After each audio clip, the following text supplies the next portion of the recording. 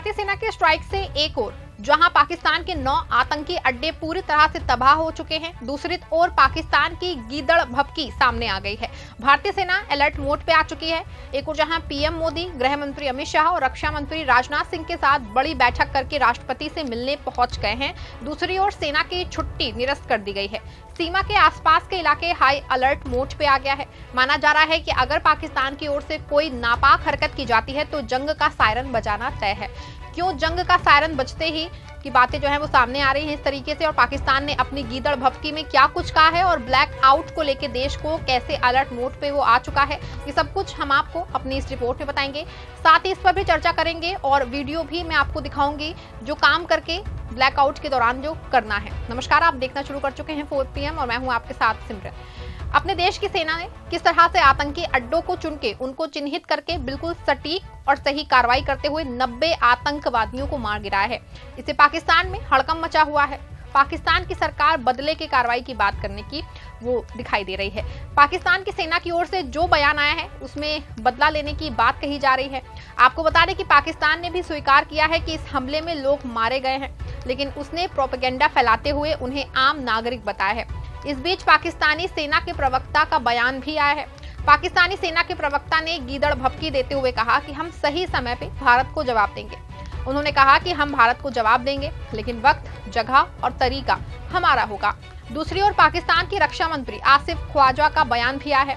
आसिफ ख्वाजा ने खुद को सरेंडर किए जाने और आगे समझौते की बात करने की बात कही है, लेकिन दूसरी ओर ये भी कहा है कि सुलह की ओर से आगे नहीं बढ़ता है तो उस पर कार्रवाई की जाएगी। आपको बता दें कि भारत की ओर से कहीं से भी कोई सुलह की बात जो है वो नहीं की जा रही है, बल्कि पाकिस्तान की गीदड़ भभकी के बाद भारत में राजनीतिक गतिविधियां बढ़ गई हैं। पूरे विपक्ष और सत्ता पक्ष एक साथ आ गए हैं। पाकिस्तान 9 आतंकी ठिकानों पर कार्रवाई के बाद रक्षा मंत्री राजनाथ सिंह ने सर्वदलीय बैठक बुला ली है। माना जा रहा है कि पूरा देश अलर्ट मोड पे आने वाला है और अगर पाकिस्तान किसी भी तरह की नापाक हरकत करता है तो उसको मुंह तोड़ जवाब देने की पूरी तैयारी की जा चुकी है। आपको बता दें कि दूसरी ओर ब्लैकआउट की भी तैयारियां हैं। बुधवार की शाम को 7 बजे पूरे देश में इसका बड़ा रिहर्सल होने वाला है। सेना के अलर्ट अलार्म पे देश के 244 जिलों में शहर की गलियों से लेकर गांव की पगडंडियों तक अंधेरा ही अंधेरा दिखाई देगा। इस दौरान सभी 244 जिलों के लोग अपने घरों की लाइटें और दरवाजे खिड़कियों को पूरी तरह से बंद करके घरों में दुबक जाएंगे। कुछ लोग चौराहों पे और कुछ लोग गलियों में मार्क ड्रिल करते हुए दिखाई देंगे। बता दें कि वैसे तो ये एक प्रकार का रिहर्सल है, लेकिन ये रिहर्सल भी बहुत अहम है। देश में 1965 और 1971 के बाद अब एक बार फिर से सेना का अलर्ट अलार्म बजेगा। बता दें आपको कि पिछले 2 बार भी जब ये अलार्म बजा था तब भी इंडिया ने पाकिस्तान से जंग लड़ी थी और दोनों जंगों में भारत को बहुत बड़ी जीत मिली थी। इस बार भी देश को कुछ ऐसी ही उम्मीदें हैं, लेकिन आपको बता दें कि जंग किसी भी देश के लिए फायदेमंद साबित नहीं होती है। हालांकि सच है कि पाकिस्तान ने बहुत ही कायरतापूर्ण कार्य करते हुए पहलगाम में भारत के 26 बेकसूर लोगों को मौत के घाट उतार दिया था।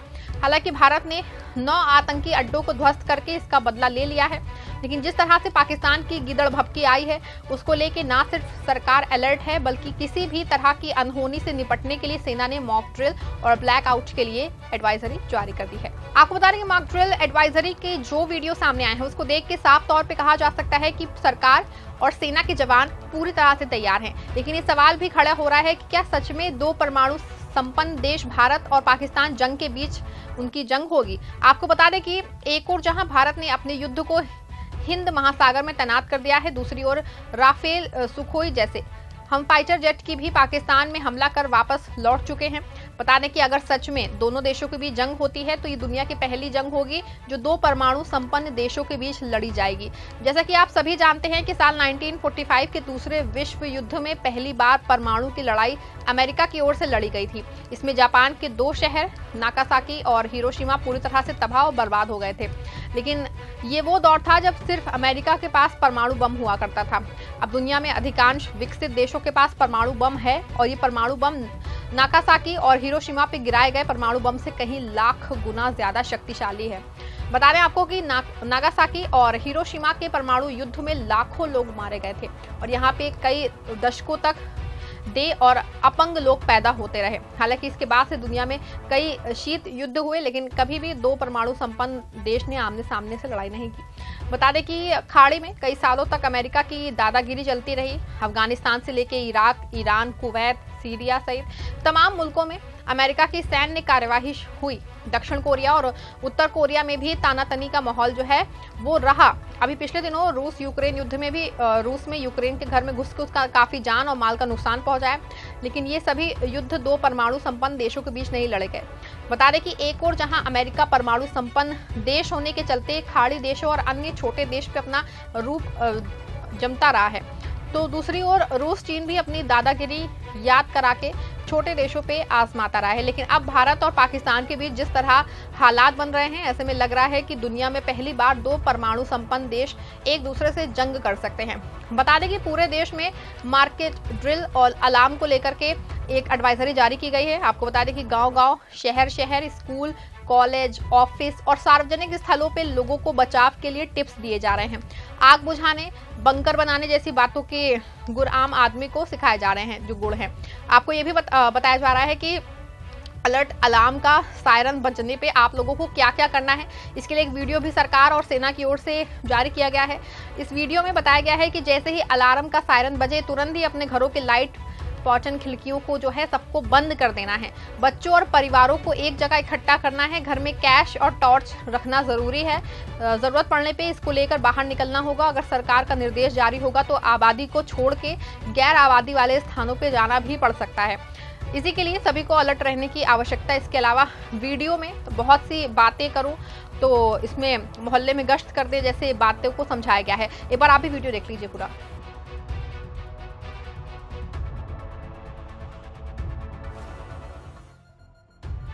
घरों में परिवार साथ बैठकर खाना खा रहे हैं। शहर की गलियों में बच्चों की हंसी गूंज रही है। बाजारों में चहल पहल बनी हुई है। ऐसे लम्हों में लगता है कि सब कुछ हमेशा यूं ही रहेगा, लेकिन जब सायरन बजता है, माहौल पल भर में बदल जाता है। भारत की सुरक्षा सिर्फ सीमाओं पर नहीं, हमारे घरों से शुरू होती है, हम सबके साथ। जैसे ही सायरन बजता है, माहौल पल भर में बदल जाता है। सुनाई दे, बिना देर किए कदम उठाए, सभी लाइट्स, पंखे और इलेक्ट्रॉनिक्स बंद कर दें, पर्दे गिराएं, खिड़कियां बंद करें। एक छोटी सी रोशनी भी दुश्मन को संकेत दे सकती है। ये डरने की बात नहीं, बल्कि जागरूक रहने की पहचान है। ये हमारी उस ताकत का हिस्सा है जो हमें सुरक्षित रखती है। अपने बच्चों को भी इस प्रक्रिया से परिचित कराएं। इसे उनके लिए एक खेल बना दें, लेकिन ऐसा खेल जो जिंदगी बचा सकता है। एक बच्चा तेजी से पर्दे खींचता है, एक किशोर दादी की मदद करता है लाइट्स बंद करने में। एक परिवार एक साथ बैठा है, शांत, सतर्क, तैयार। पूरे शहर में जागरूकता फैलती है। छतों पर युवा निगाहें दौड़ा रहे हैं, कहीं कोई रोशनी तो नहीं दिख रही। महिलाएं पड़ोस के बुजुर्गों का हालचाल ले रही हैं, और दूर हमारे सैनिक सीमाओं पर अडिग खड़े हैं, शांत, सतर्क, निडर। ये भारत है। हर घर एक किला, हर नागरिक एक सुरक्षा कवच। अंधकार में हम घबराते नहीं, हम एकजुट होते हैं। शहरों से गांवों तक एक मौन अंधेरा फैलता है, डर से नहीं बल्कि एक भावना के साथ। देश के प्रति प्रेम, एक दूसरे की सुरक्षा के लिए समर्पण, और इस विश्वास के साथ कि चाहे परिस्थिति कितनी भी कठिन हो, भारत मजबूती से खड़ा रहेगा। सायरन बजे, लाइट्स बंद, पर्दे गिराए, शांत रहे, मजबूत बने। हम भारत के हैं, भारत हमारा है। वंदे मातरम। आपको बता दें, जिस तरह से भारत ने पाकिस्तान के 9 आतंकी अड्डों को तबाह किया है, उसको लेकर जिस तरह से पाकिस्तान गीदड़ भभकी दे रहा है, वो जंग की ओर इशारा करता दिखाई दे रहा है। ऐसे में भारत भी नापाक इरादों पे कड़ी कार्रवाई करने के मूड में है। माना जा रहा है कि जिस तरह से सर्वदलीय बैठक बुलाई गई है और कैबिनेट की बैठक के बाद जिस तरह से प्रधानमंत्री राष्ट्रपति से मिलने और उनको जानकारी देने पहुंचे हैं, ऐसे में साफ है कि अंदर खाने में अपने देश की ओर से बड़ी तैयारी की जा रही है। और अगर पाकिस्तान नापाक हरकत फिर करता है तो इस बार पहले से ज्यादा खतरनाक अंदाज में भारत जवाब देने को तैयार है। आपको क्या लगता है कि कर्ज में डूबा पाकिस्तान क्या सिर्फ गीदड़ भभकी दे रहा है या फिर कुछ भी कर सकता है? अगर पाकिस्तान दोबारा कोई अटैक करता है तो फिर जंग शुरू होना तय है। अपनी राय कमेंट में जरूर लिखिएगा। इस खबर को लाइक और शेयर भी जरूर करिएगा।